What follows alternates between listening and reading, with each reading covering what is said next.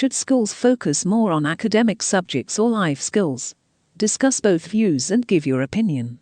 It is a commonly debated topic whether schools should focus more on academic subjects or life skills. In my opinion, schools should prioritize life skills in addition to academic subjects. Academic subjects such as mathematics, science, and literature are undoubtedly essential for developing a strong foundation of knowledge. However, the practical life skills such as communication, critical thinking, time management, and financial management are equally important for a student's future success. These life skills enable students to make informed decisions, interact with people from diverse backgrounds, manage their resources effectively, and handle challenging situations with ease. Moreover, life skills such as adaptability, teamwork, and leadership are essential for success in the modern world. Students need to be equipped with these skills to thrive in their personal and professional lives. For instance, teamwork and leadership skills are important in group projects, while adaptability is necessary for coping with changes in the work environment. Furthermore, life skills are transferable and can be applied in various contexts. Students with well-developed life skills are more likely to excel in academic subjects as well. For instance, critical thinking skills enable students to analyze complex concepts and solve problems effectively, while communication skills help them articulate their ideas clearly and persuasively. In conclusion, while academic subjects are crucial for building a strong foundation of knowledge, life skills are equally essential for success in personal and professional lives. Therefore, schools should focus more on developing life skills alongside academic subjects. It will not only equip students with the skills they need to succeed, but also benefit society as a whole. Some people believe that it is important to teach children the skill of handwriting. Others believe that technology has made handwriting irrelevant. Discuss both views and give your opinion. In today's digital age, there is a debate about the relevance of handwriting skills for children. Some argue that it is an important skill to develop, while others argue that technology has made it irrelevant. In this essay, I will discuss both views and provide my opinion. On the one hand, those who believe that children should learn handwriting argue that it is an essential skill for their development. They argue that handwriting helps children develop fine motor skills, hand-eye coordination, and cognitive abilities. Additionally, handwriting is a more personal and expressive form of communication that can help children develop their creativity and individuality. On the other hand, those who believe that technology has made handwriting irrelevant argue that children now use digital devices for communication and learning. They argue that typing and using digital tools are more efficient and practical skills for children to learn. Additionally, digital communication is becoming the norm in many workplaces and industries, making handwriting skills less necessary. In my opinion, both skills are important for children's development. Handwriting skills can help develop creativity and cognitive abilities, while digital skills are necessary for communication in the modern world. Therefore, it is important to teach children both skills to prepare them for their future. In conclusion, the debate about the relevance of handwriting skills for children continues. While some argue that it is an important skill to develop, others argue that technology has made it irrelevant. However, both skills are important for children's development and it is essential to teach them both. Children should be encouraged to develop their creativity and individuality through handwriting, while also learning the practical skills necessary for communication in the digital age. Some people believe that the only way to solve the world's environmental problems is for individuals to take responsibility for their own actions. Others, however, believe that governments and large corporations have a greater role to play. Discuss both views and give your opinion. The world is currently facing severe environmental problems, and there is a debate on whether individuals or governments and corporations should take the lead in solving them. In my opinion, both individuals and large organizations have a significant role to play in addressing these issues. Individuals must take responsibility for their actions and adopt sustainable practices to reduce their environmental footprint. Simple actions like reducing plastic usage, conserving water, and using public transportation can have a significant impact on the environment. By making small changes in their daily lives, individuals can contribute to reducing the carbon footprint and mitigating the damage caused to the environment. However, the actions of individuals alone are not enough to solve the environmental crisis. Governments and large corporations have a crucial role to play as they have more power and resources to bring about significant change. Governments can introduce policies and regulations to promote sustainable practices, incentivize businesses to adopt green technologies, and invest in renewable energy sources. Furthermore, governments can facilitate public-private partnerships to promote sustainable practices and invest in research and development to find new and innovative solutions to the environmental crisis. These partnerships can help bridge the gap between individual actions and the impact of large organizations on the environment. In conclusion, it is essential for individuals to take responsibility for their actions and adopt sustainable practices to reduce their environmental footprint. However, governments and large corporations have a crucial role to play in addressing the environmental crisis through policies, regulations, and investments in sustainable practices. Therefore, a collaborative approach that involves both individuals and organizations is necessary to solve the world's environmental problems. Should governments invest more in public transportation? Discuss both views and give your opinion. Public transportation plays a vital role in urban areas, providing an affordable and efficient means of transportation for millions of people. However, despite its importance, public transportation often receives less funding and attention than other modes of transportation. In this essay, I will argue that governments should invest more in public transportation. Firstly, investing in public transportation can have a positive impact on the environment. Public transportation is generally more eco-friendly than individual transportation as it reduces carbon emissions and helps to mitigate air pollution.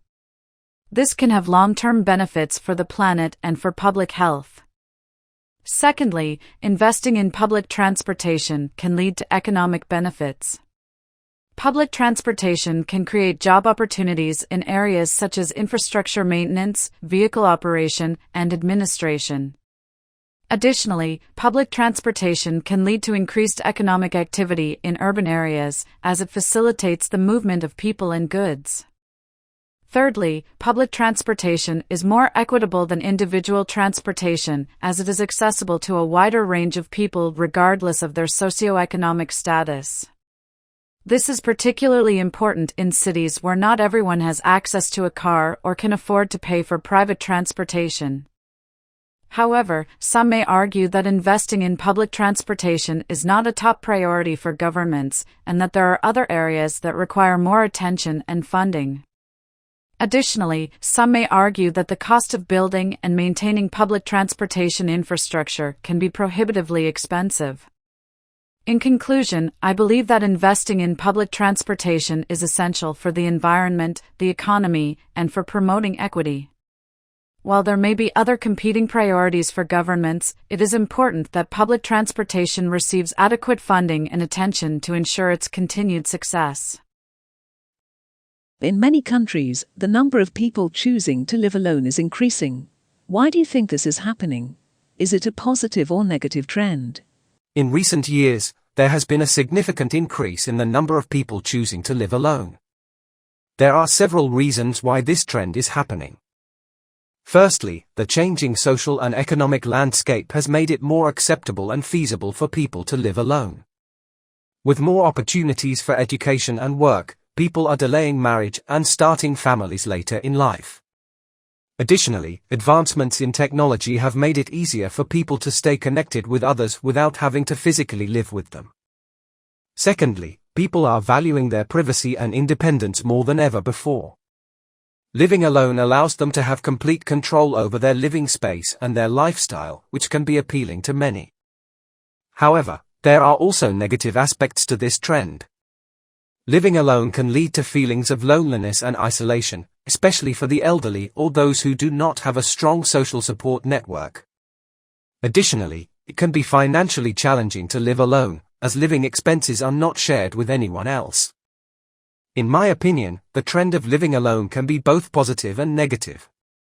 While it allows for greater independence and control over one's life, it can also lead to social isolation and financial strain. Therefore, it is important for individuals to weigh the pros and cons and make an informed decision based on their individual circumstances. In conclusion, the trend of living alone is likely to continue as society evolves and changes. While there are both positive and negative aspects to this trend, it is important for individuals to make a decision that is best for their own well-being and lifestyle. Some people believe that zoos are inhumane and should be closed down. Others argue that zoos are necessary for conservation and education.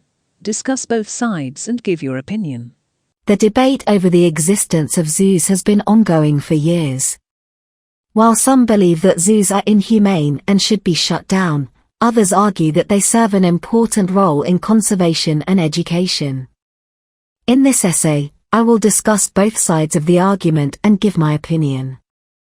On the one hand, those who argue that zoos are inhumane believe that they confine wild animals to small spaces, depriving them of their natural habitats and behaviors. They also point out that animals in captivity often suffer from mental and physical health problems, such as depression and obesity. Furthermore, some people claim that zoos prioritize entertainment over conservation, using animals for profit and breeding programs rather than for their welfare.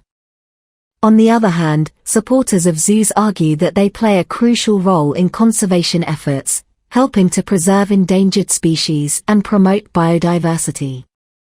They also claim that zoos provide educational opportunities for people to learn about wildlife and environmental issues. Zoos can also help to fund research and provide care for animals that would otherwise have nowhere to go. In my opinion, while the concerns about the inhumane treatment of animals in zoos are valid, zoos still have an important role to play in conservation and education. However, zoos must prioritize animal welfare and conservation efforts over entertainment and profit. Zoos should also focus on providing larger and more naturalistic habitats for animals. In conclusion, while the debate over the existence of zoos will continue, it is important to acknowledge both the benefits and drawbacks of their existence. Zoos must ensure that they are fulfilling their role in conservation and education while also prioritizing animal welfare. Should college education be free for all students? Discuss your opinion. Education is essential for the growth and development of an individual, and college education is no exception. In recent times, there has been a debate on whether college education should be free for all students or not. In my opinion, college education should be free for all students. Firstly, education is a basic right for every individual, and providing free college education will ensure that everyone has equal access to it, regardless of their financial background. Providing free college education will, therefore, eliminate financial barriers that hinder individuals from pursuing higher education. Secondly, providing free college education will lead to a more educated and skilled workforce, which is essential for the growth and development of any nation. An educated workforce is crucial for a country's economic development, as it will increase the number of skilled professionals who can contribute to the growth of industries and other sectors. Lastly, providing free college education will lead to a reduction in the burden of student loans, which is a significant concern for many students. With the rising cost of education, many students are forced to take out loans to pay for their education, which can have a significant impact on their future financial stability. Providing free college education will, therefore, help alleviate this burden and allow students to focus on their studies. In conclusion, providing free college education for all students is a viable solution to ensure equal access to education, boost economic growth and development, and alleviate the burden of student loans. The benefits of providing free college education outweigh the costs, and it is, therefore, a worthwhile investment for any nation. Should students be allowed to use mobile phones in school? Discuss your opinion. In today's digital age, mobile phones have become an essential tool for communication and information access. With the increasing dependence on smartphones, the debate regarding whether students should be allowed to use mobile phones in school has become a highly controversial topic. In my opinion, students should be permitted to use mobile phones in school for educational purposes only. Firstly, mobile phones can be used as a learning tool in classrooms. With the advancements in technology, students can access educational apps, digital textbooks, and online resources that can enhance their learning experience. Additionally, mobile phones can help students stay organized, set reminders for homework and projects, and track their progress. Secondly, mobile phones can be a valuable safety measure. In case of emergencies or crises, students can quickly contact their parents, guardians, or emergency services. Moreover, schools can install safety apps that enable students to report any suspicious activities or incidents that can threaten their well-being. To address this issue, schools can implement policies that restrict the use of mobile phones in classrooms and promote responsible usage. For example, phones can be allowed only during designated times, such as breaks or study periods, and should be kept on silent mode during classes. In conclusion, while there are valid concerns about the misuse of mobile phones in school, I believe that the benefits of allowing students to use them for educational purposes and safety outweigh the potential drawbacks. Therefore, schools should adopt responsible policies that regulate mobile phone usage and integrate them as a learning tool in classrooms. Regarding the solutions to the world's environmental problems, one view suggests that individuals should take responsibility for their actions, while the other suggests that governments and large corporations take responsibility. Please discuss both views and present your own opinion. Environmental problems are a growing concern in today's world. While some argue that individual responsibility is the key to solving these problems, others believe that governments and large corporations have the most significant role to play. In this essay, I will discuss both views and provide my own opinion. On one hand, advocates of individual responsibility argue that every person has a duty to act responsibly towards the environment. They believe that if individuals adopt environmentally friendly habits, such as reducing waste, using public transport, and conserving energy, it can have a positive impact on the environment. Additionally, they argue that individual action can inspire others to take action as well.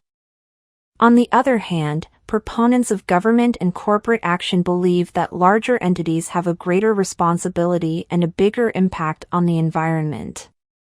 Governments have the power to enact laws and regulations that can limit harmful activities and encourage positive action. Likewise, corporations can take steps towards reducing their carbon footprint and minimizing their impact on the environment. In my opinion, both individual and collective action is necessary to address environmental problems. While individuals have a responsibility to act sustainably, governments and corporations must also take action to ensure a more sustainable future. It is essential to have a combination of top-down policies and bottom-up actions to create lasting change. In conclusion, the responsibility for solving the world's environmental problems lies not just with individuals but also with governments and corporations. We must all take action to reduce our impact on the environment, but it is crucial to have collective action and policies that support sustainability. Some people believe that social media has a negative impact on society. Do you agree or disagree? Social media has become an integral part of modern society, with billions of people using platforms like Facebook, Twitter, and Instagram every day. While many argue that social media has revolutionized communication and brought people closer together, others believe that it has a negative impact on society. In my opinion, the negative effects of social media outweigh the positive ones. Firstly, social media can be a source of misinformation and fake news. With the rise of user-generated content, it has become easier for people to spread false information and rumors, leading to confusion and division among people. Additionally, social media can be a platform for hate speech and cyberbullying, which can have serious consequences for individuals and communities. Secondly, social media can be addictive and can lead to a decline in mental health. Studies have shown that excessive use of social media can lead to anxiety, depression, and a decrease in self-esteem. Moreover, social media can be a time waster, distracting people from more productive and meaningful activities. Finally, social media can be a threat to privacy and security. Personal information shared on social media can be accessed by third parties, leading to identity theft and other cybercrimes. Furthermore, social media can be used to track and monitor individuals, raising concerns about surveillance and privacy. In conclusion, while social media has its benefits, the negative impact it has on society is more significant. It is important for individuals to be aware of the risks associated with social media use and to take steps to protect their privacy and mental health. Additionally, policymakers should consider regulating social media platforms to ensure they operate in a responsible and ethical manner.